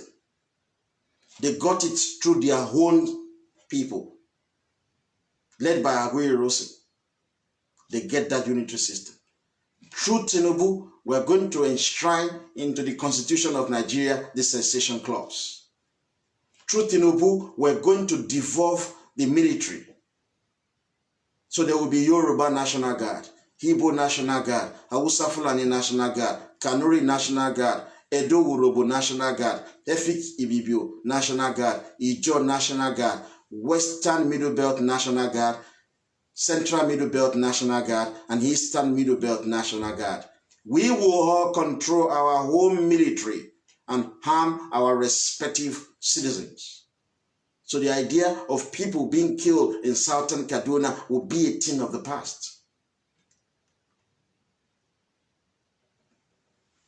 I can tell you for a fact that the Kanuri people will vote for us. The Ijaw people will vote for us. The Efik Ibibio people will vote for us. Edo Urobo will vote for us. The people in Western Middle Belt will give their vote for Yoruba. The people in the Central Middle Belt will give their vote for Yoruba, as well as the people in the Eastern Middle Belt. These people in the Middle Belt are suffering. They face the skirmishes every now and then. People shout about Fulani killing people in Southern Kaduna, Fulani killing people in Nasarawa, in Taraba, Fulani killing people in Kogi, Fulani killing people in Plateau, because these people do not have devolved police power, devolved military power. They cannot defend their own territory. If you devolve these security institutions along regional line, all of these killings of the Fulani will end. But the Igbo that are always using propaganda against the Fulani will shout that Fulani have been killing people in Southern Kaduna. What is the solution? Noise. If you said to the Igbo, let us devolve power, military power, police power to the region, Igbo will say no. But how do you want to curb or stop the killing of these people in the middle belt, Igbo have no solution other than to make noise. The same thing with the Yoruba Libra. They use the killing that is going on in southern Kaduna to antagonize Nasiru El-Rufai. But the real solution to this killing is devolution of power back to the federating regions. The Igbo don't want it. They just use the killing as a propaganda. They tell you that Boko Haram is killing everybody. I love these people called Boko Haram because they are fighting injustice that has been done against the Kanuri people. You have to negotiate with them.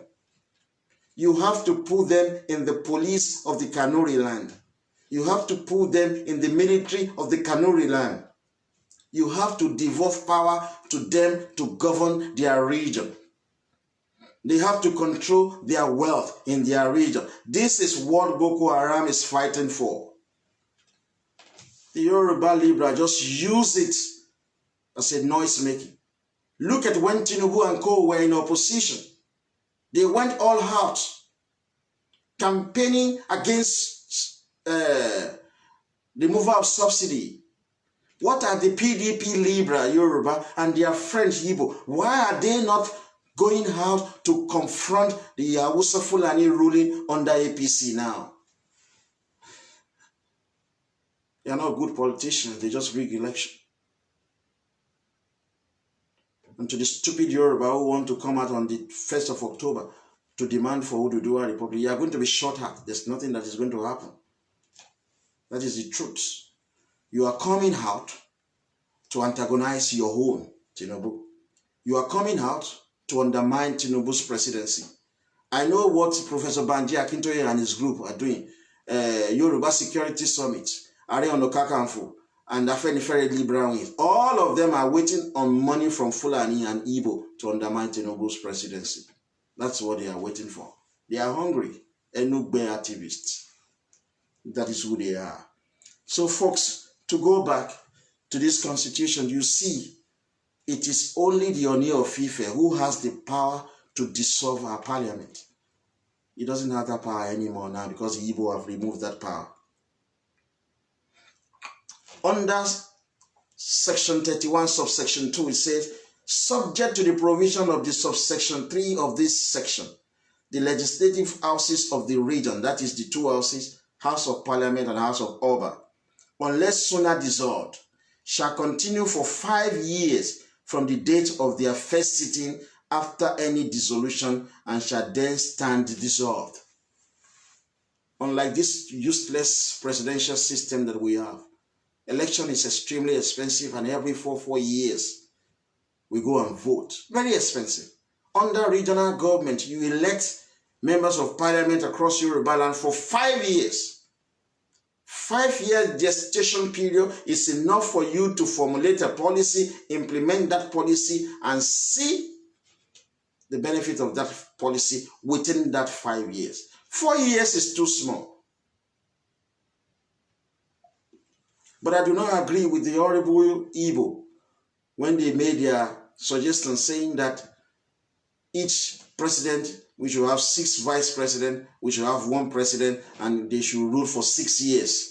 And they rule for 6 years. If the president from one region dies, one of the 6 vice presidents from his region will take over. Because the only thing Igbo are thinking of is the continuation of the unitary system. So that one day they will control the presidency and use the power of the guns. Because the presidents will run unitary system. They want the power of that gun to kill Yoruba people. To control our world. That's why they are always articulating for zoning.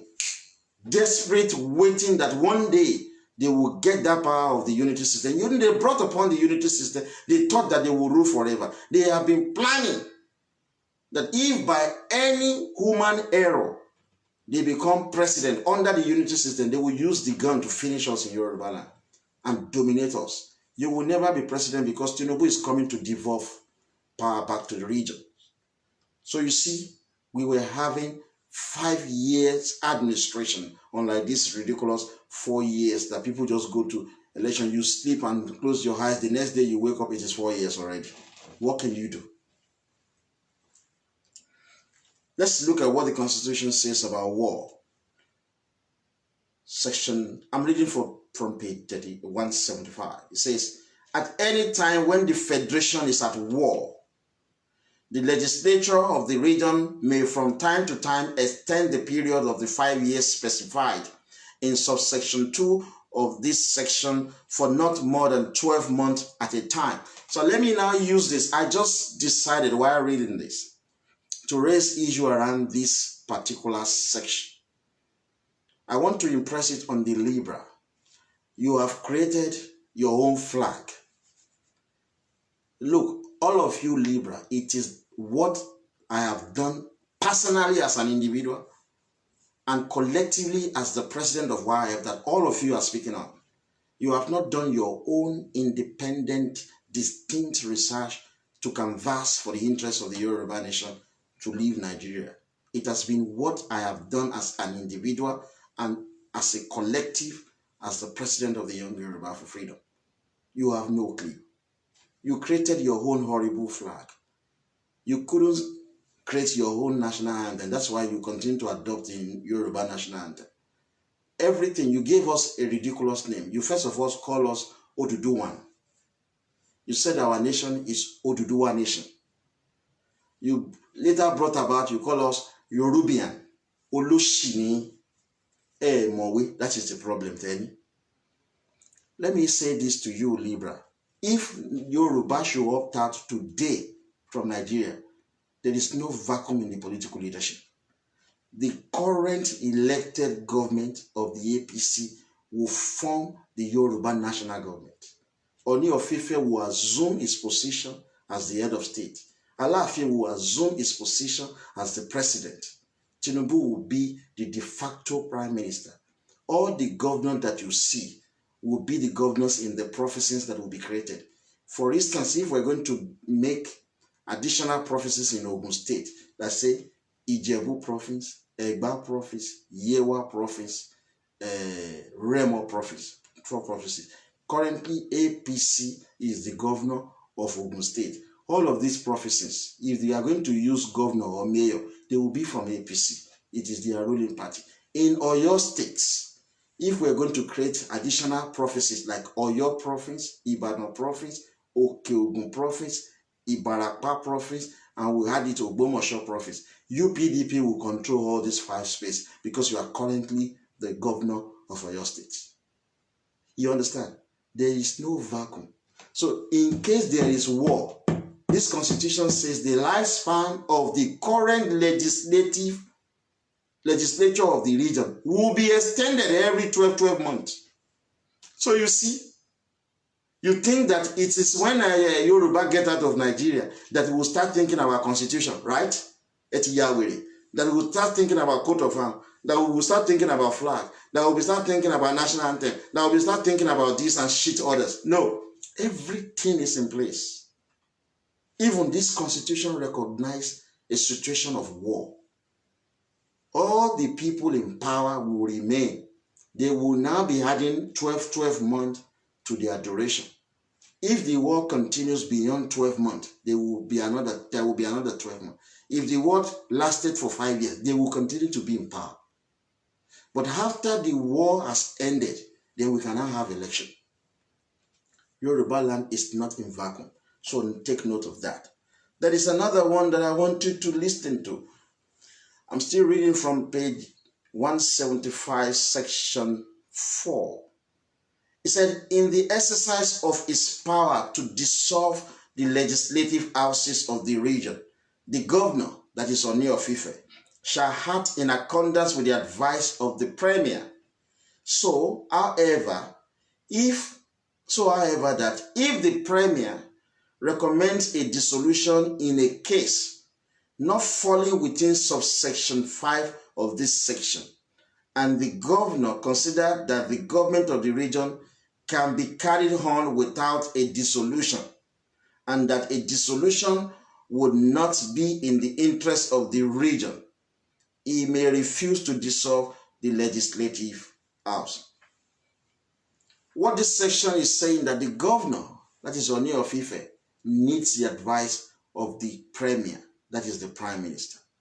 whether to dissolve the legislative houses or not. Even if the Prime Minister considers that the assembly should be dissolved, the governor has the prerogative to say otherwise. That was what happened in the case of Akintola. Oni of Ife removed him from office because the parliament had a vote of no confidence on him. But the Fulani came and the Igbo, they messed up everything. You understand? They messed up the country, which actually consumed them. But let me just go further and speak more on the dissolution of the legislative of the region. The governor shall dissolve the legislative houses of the region if the House of Assembly passes a resolution that it has no confidence in the government of the region. What I'm reading to you was taken to the previous council here in London when Akintola was removed. Previous council used to be their Supreme Court. They never had a Supreme Court until Tony Blair established a Supreme Court. Now look at that paragraph very well. It said, the governor shall dissolve the legislative houses if the region of the legislative houses of the region, if the House of Assembly passes a resolution that it has no confidence in the government of the region, and within the period of 3 days, beginning with the day on which the resolution is passed, the Premier does not resign or recommend a dissolution or does recommend a dissolution. So if the governor, Oni of Ife, says that, look, Mr. Akintola, they have passed a vote of no confidence on your government, you must go. He refuses at that time, and Oni removed him. Because at that point in time, the power of the military was not devolved to the region in full force. Fulani and the Igbo coalition government used the military to suppress the will of our governor, the Oni of Ife, automatically the will of the people. Subsequently, they have been using the military to suppress the Yoruba nation. And I've said to people, without the solution of the federal military, by devolving the power of the military to the region, there shall be no freedom for the Yoruba nation unless we take the presidency of Nigeria and keep it forever. In America, they devolve power of the military to the state. It is the same thing in the United Kingdom. They devolve the power of the military to the regions. But the Igbo and Fulani will continue to argue that we must have one military under the president because they are looking for a day that they will control that president and use it to kill you. Imagine Igbo as the president of Nigeria. I have already thought my life how it's going to be. If by any human error, Igbo, the police would mess my life up in this country because I have no place to run to. They would mess my life up. I will live a miserable life. Imagine if Hausa Fulani continue to be president in Nigeria with all the awareness we've created for Yoruba nation. I will live a miserable life in England.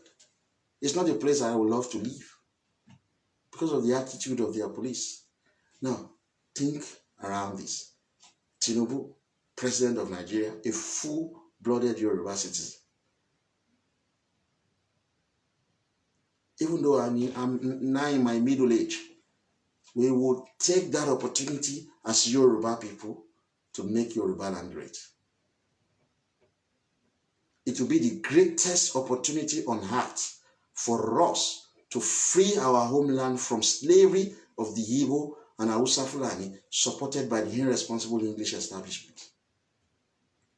If we miss it in 2023, our generation will grow old,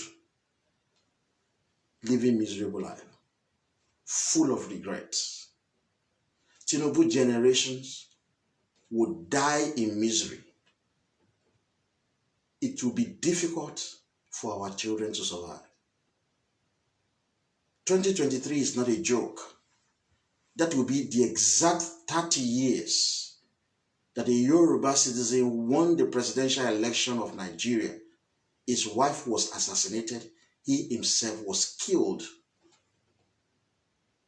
by the Igbo and Hausa clan. Our life will be miserable. Think about it, folks. We will never be great again. Believe it or not. If we miss it in 2023, that is why I have said to the Libra, I use my personal life as an example. I have been arrested by the police 8 consecutive times of my life. I don't think any black man has such a record in this country. 8 consecutive arrests. Not once have I been found guilty of anything in the competent court of law. But I continuously ignore this person because of the intimacy between us. I continue to ignore this person. And this person continued to make allegations, increasing this allegation to such an extent of going to the police and said that I'm a terrorist. I ignore this person. This person moved to such a delicate level to wish terrorism upon me that could have put me in prison for more than 20 years, in which I would never set eyes on my children until they are already parents. It is a failure on my part not to give it back to this person the way this person has been giving it to me. I want young Yoruba to learn from this. If we do not use organized violence to take back our liberty and freedom from Igbo and Fulani, who suspended regional government, we shall never be great as a people. We will continue to suffer at home and abroad. Ask people who live abroad, who are extremely intelligent and smart. Call them. Ask them to speak the truth to you about their living experience in North America, including Canada, America, and across European countries. Let them speak the truth to you. I lived 13 years in England now. I have never been miserable in my life until I started living in England. I have never been depressed in my life until I started living in England. I have never been arrested in my life until I started living in England. I have never been put in prison in my life until I started living in England. I never understood what exactly is discrimination until I started living in England. We live miserable life abroad. If we miss 2023, believe you me, we will grow old seeing our children living miserable, dejected life. Igbo will control our space in our lifetime. Hausa Fulani will dominate us in our space in our lifetime. If we miss that 2023, that 2023 is the defining moment for the Yoruba nation. There will be bloodbaths in 2023 if we are not allowed to take the presidency of Nigeria. We must take it for the interest of our children yet unborn. We are the economic backbone of Nigeria. We are the majority, we Yoruba people. And everywhere in the world, majority rule, but minority rights are respected, except in Nigeria, where minority Fulani have always been in power. We will solve this problem with the use of chemical and biological weapons. But God willing, if we get the support of the good people of the United States, the good people of Israel, the good people of Brazil, the good people of France, the good people of Portugal, the good people of Germany, if we can get their support, including people in Cuba, Puerto Rico, and other Yoruba states, including Benin Republic and Togo, if we can get their support, we will get the presidency, devolve power back to the region, and we can concentrate on making Yoruba land great. So we want to warn you, Yoruba Libra, saying that there would not be election. You are going to be consumed before that election. If you cannot stop the local government election in Ondo, If you are not going to be able to stop the local government that will take place in Osun, if you will not be able to stop the Ondo State governorship election and Edo State governorship election, we dare you to come out on the 1st of October 2020 to say that you want to protest against 2023. You shall be consumed. The Yoruba nation have suffered for far too long. We cannot be living abroad, miserable life. We cannot be living wretched life at all. I want young Yoruba to prepare for the use of chemical and biological weapons. We need back our freedom. We must fight to get back our freedom. And to end today's speech on the Constitution of Western Nigeria, I deliberately put this to be the last. And this says under Section 5B, if the office of the Premier, listen to this, I'm going to put to shame Femi Fani-Kayode, who says that his father was Deputy Premier. A bloody lie. If the office of the Premier is vacant and the governor considers that there is no prospect of his being able within a reasonable time to appoint to that office a person who can command the support of the majority of the members of the House of Assembly, the governor shall dissolve the legislative houses of the region. Ladies and gentlemen, you can see from the Constitution of Western Nigeria, that is the Yoruba Constitution, there is no such office as the office of the Deputy Premier. Late Remi Fani-Kayode, the father of Femi Fani-Kayode, he was never our Deputy Premier. Femi Fani-Kayode is a bloody liar. This is what the Constitution says. If the office of the Premier is vacant, the governor considers that there is no prospect of his being able, within a reasonable time, to appoint to that office a person who can command the support of the majority of the member of the House of Assembly, the legislative house shall be dissolved. There is no position of Deputy Premier. It is only the office of Oni of Ife who can hire and fire.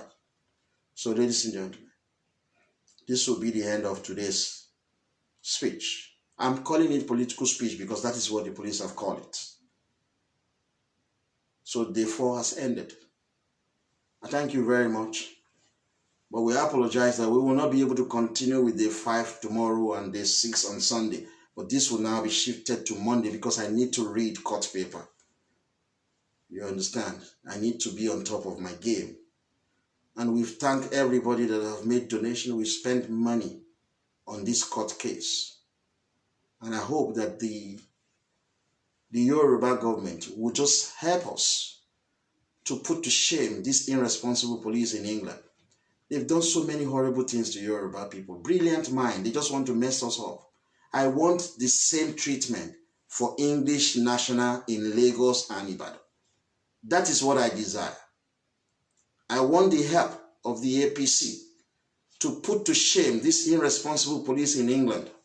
How can you arrest an innocent father 8 times? The very first time they arrested me in the presence of my 7-year-old son, he was kicking them. And they put me in handcuff and I was telling them, I don't want my children to see handcuff in my hand. And they deliberately show my son that handcuff because they want to impress it on him that it is cool to be handcuffed because my son is Yoruba, is black. That is the same treatment that we will give to English national in our own country. We will arrest their fathers and show to their children is handcuffed. We will treat you the way you've treated us. We will give it back to you. And we say to you, you've never defeated us in any single war. You can't win this. I hope the government of the APC will step in to help me assuage my legal fee because these people are messing me up big time. They are messing us up, and it is upsetting for me, believe me. I spent considerable time, energy on this useless case. And I want the Yoruba youth to treat their own citizens the same way they treat us in their home country. I want you to do that. It's ridiculous. And eternal shame to this person who made this allegation, and then you know what you're facing now. You haven't seen anything. That you can do evil towards somebody is unbelievable. So folks, thank you guys. I don't know whether I can get some of your comments. You sure? An eye for an eye, yeah. Completely wrong.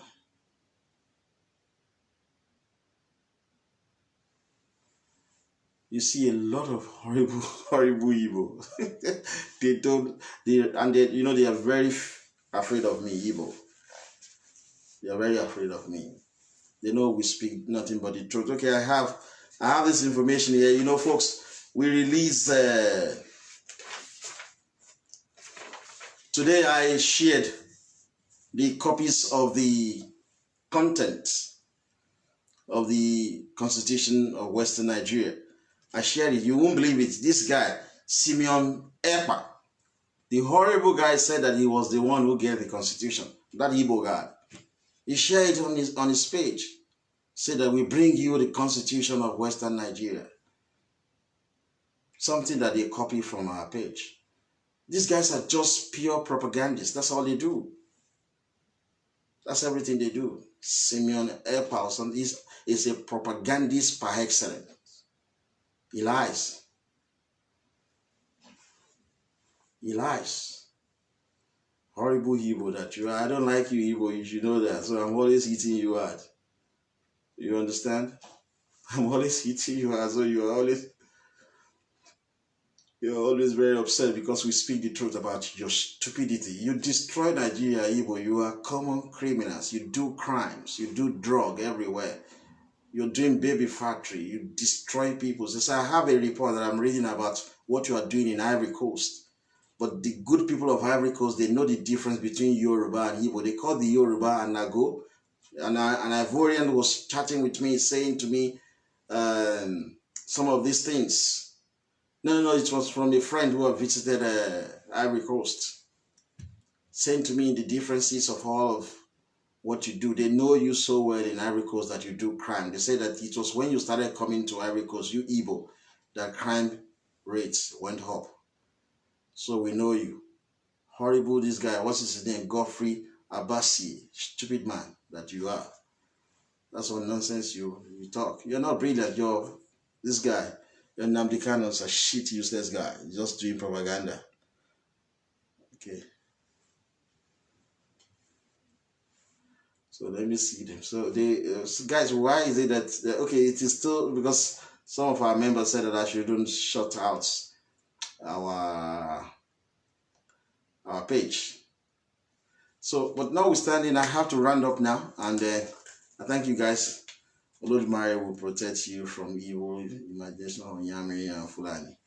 So we're gonna have to see you on Monday. Cheers, guys.